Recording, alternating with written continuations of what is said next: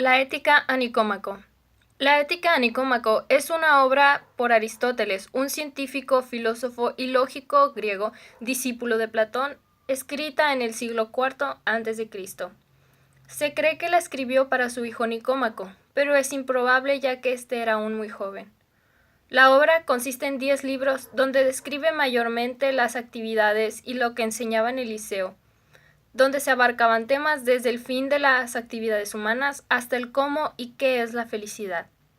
Esta obra es considerada el primer tratado sobre ética moral del que se tiene registro, asentando además las bases de la ética y la filosofía occidental contemporánea.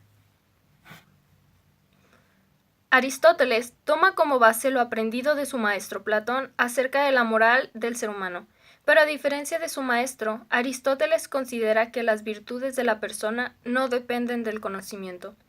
Comienza preguntándose qué es el bien y cuál es el propósito de éste. Describe el bien como toda cosa que tiene una finalidad.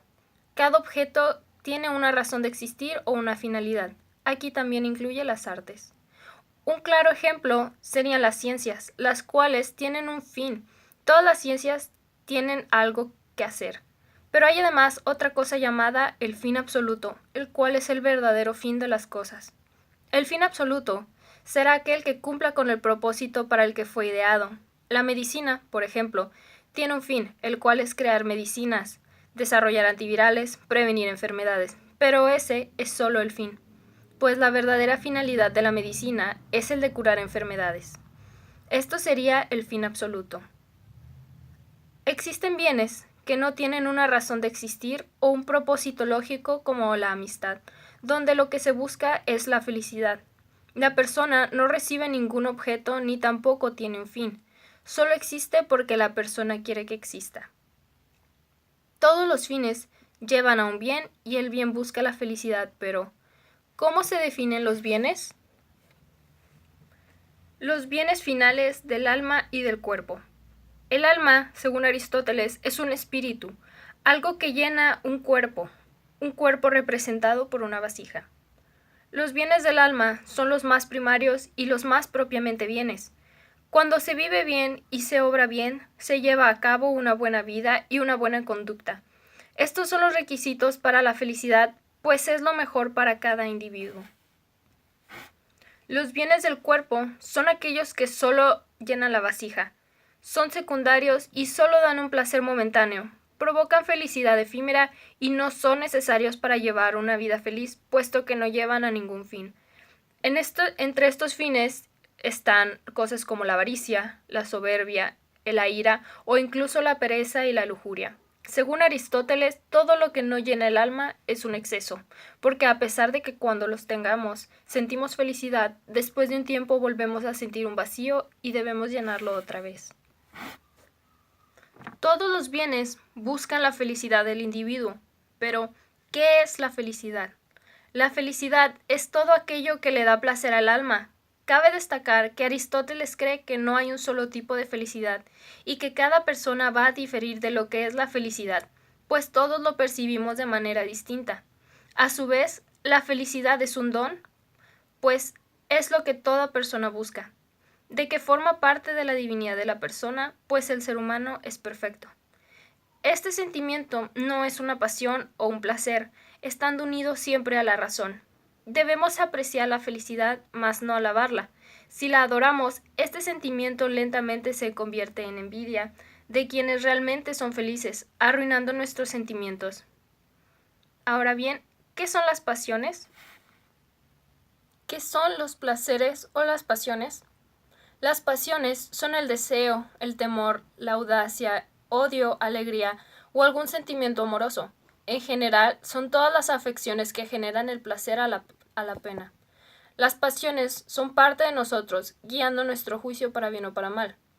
Cada persona toma decisiones con un propósito. Ninguna acción fue dejada al azar, pues todas las acciones que realizamos fueron pensadas previamente. Por ejemplo, al vestir una camisa de determinado color, el vestir de ese color tiene un propósito que cumplir.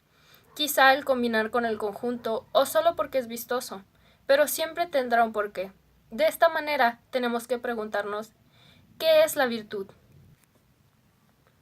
Se describe a la virtud como un hábito que se elige. Este hábito se sobrepone a las pasiones o a los deseos propios que tengamos. En la obra se describe como todas las personas que tenemos las facultades que nos hacen compadecernos, sentir pena, miedo o lamentarnos. A diferencia de las pasiones, estos surgen después de realizar una acción, siendo el resultado de nuestro juicio. La virtud surge cuando en una situación dejamos de lado las pasiones o sentimientos y actuamos usando la razón.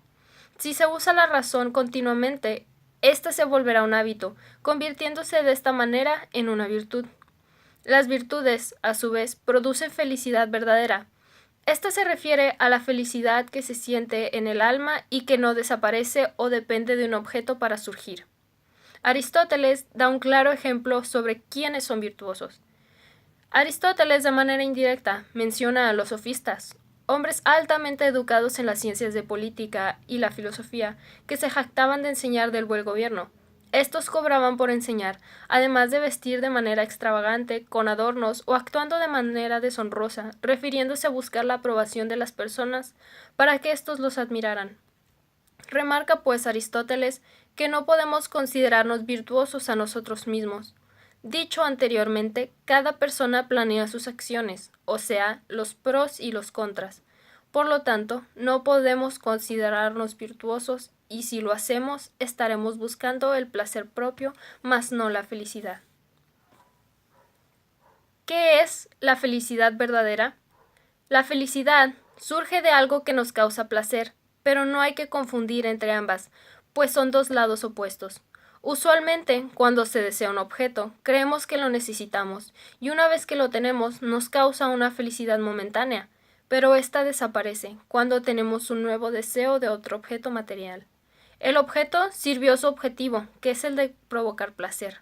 La felicidad, por otro lado, da placer en cualquier momento y no desaparece ni depende de algo material. Un caso podría tratarse de darle limosna a un mendigo de manera desinteresada. Esta acción no tuvo un objetivo, un placer, pero provoca felicidad y lo volverá a hacer al recordar el momento. Ahora, ¿cómo se consigue la felicidad?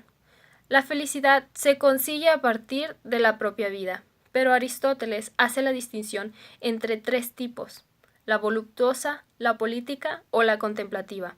La vida voluptuosa se refiere a la vida donde los placeres dominan el juicio de la persona. Pueden ser placeres como el comer, mentir, robar o placeres sexuales. Esta vida es parecida a la de los animales y en el sentido en el que solo se busca el beneficio propio. Cabe recalcar que quien lleve esta vida de ninguna manera podrá ser alguien virtuoso. La segunda clase de vida es la vida política. En esta, el honor es la mayor virtud. Normalmente es la clase de vida de la gente culta o altamente educada. Se busca el funcionamiento de la sociedad y la felicidad de todos los que la conforman. La tercera, la vida contemplativa, es la vida de los filósofos. Aristóteles considera esta el mejor tipo de vida. La contemplación busca el explicar el porqué de las cosas, pero no busca tener posesiones materiales, sino adquirir conocimiento. Ahora, ¿cómo podemos ser virtuosos sin caer en el placer excesivo? Es fácil caer en los placeres e ignorar a la razón. Para lograr el equilibrio entre ambos existe la llamada templanza. Aristóteles divide los actos del hombre en voluntarios e involuntarios. El acto involuntario se debe a un acto mal pensado o planeado del hombre con el uso de la fuerza. El hablar sin pensar o el provocar un problema accidentalmente también podría ser la ignorancia. El acto voluntario es un acto que no se lamenta. El acto voluntario se hace por deseo, se hace por el deseo de poder y criterio. La voluntad nace del deseo propio de poner nuestra fuerza en algo. La voluntad busca o nos lleva a ser virtuosos, pues aunque no se busca el placer, se busca en cambio llenar el alma. Así, involuntariamente, logramos la felicidad verdadera. Aristóteles describe la voluntad como una llave para ser un buen ciudadano. Ahora bien, ¿cómo funciona todo en conjunto? Aristóteles expresa que todas las ciencias y los bienes son parte de una sola ciencia en la que se unen como un árbol para formar un ente enorme al que llamamos sociedad. la ciencia principal y la cual dependen todas las demás en la política. La política es la ciencia que busca el bienestar del individuo, por lo tanto, busca que el individuo tenga un fin absoluto, el cual debe ser la felicidad. La política se ejerce sobre todas las personas al vivir en una sociedad. Cada persona constituye una parte de la sociedad funcional donde existimos. Eso quiere decir que cada persona busca un bien que le será dado por la política. Dentro de la sociedad debe prevalecer el equilibrio, pero sobre todo, cada individuo debe ser útil, puesto que una buena sociedad no se da sin un buen ciudadano. Los ciudadanos deben pensar lógicamente, actuando con un pensamiento justo, que busque no perjudicar a los demás y en cambio busque la virtud, así como la generosidad. De esta manera, tal como lo hacen los rengranes de un reloj, ayuda a que se mantengan girando las manecillas o en el caso de la sociedad, ayuda a que todo se mantenga en su lugar, resultando en una coordinación adecuada para su correcto funcionamiento. Aristóteles afirma que la persona justa es la de la que goza más virtud frente a otras personas. La persona virtuosa será el medio entre la justicia y la ley. Esta relación es necesaria para que el bien y el bien absoluto se consigan, pues el hombre mismo siempre busca el propio bien. Si la persona comete una injusticia, esta debe ser recíproca. En cambio, quien sufre de una injusticia no lo hace de modo voluntario. Asimismo, nadie puede hacer justicia por sí mismo. El bien absoluto de la política es la de darle felicidad al individuo. Este bien es el más virtuoso de todos, pues no busca el beneficio de solo unos cuantos, sino de todos los ciudadanos. La política es también un bien del alma, porque abarca todos los conceptos necesarios para la felicidad, como lo son la percepción, la lógica, el deseo y la virtud.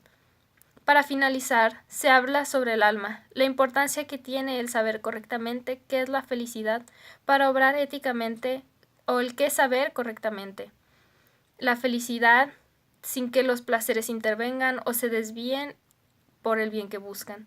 Se describe como un hombre que solo busca el placer, no encontrará un bien y por ende el individuo no será útil para la sociedad. En cambio, la persona buena es autosuficiente, gozará de felicidad y será útil completamente para la sociedad en la que vive.